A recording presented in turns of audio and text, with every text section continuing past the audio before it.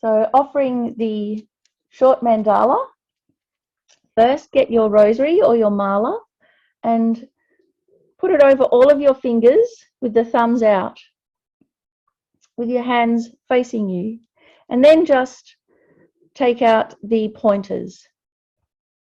Then the mala is in the right position to become the vajra fence in the mandala. So with hands nice and relaxed, put your fingers back to back. Cross over the little fingers and hold them down with your thumbs. Cross over your long fingers and hold them down with your pointers.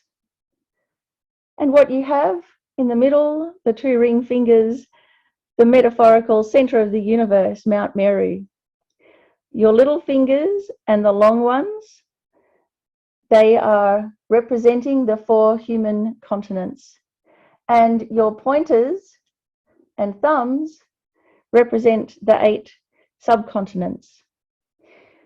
Floating in the sky, on the left, the moon, on the right, the sun, and encompassing it all, the vajra fence, the protection of your practice. Then you remember who you're offering to, why you're offering. So offering to the Guru Buddha, why we're offering with a bodhicitta motivation.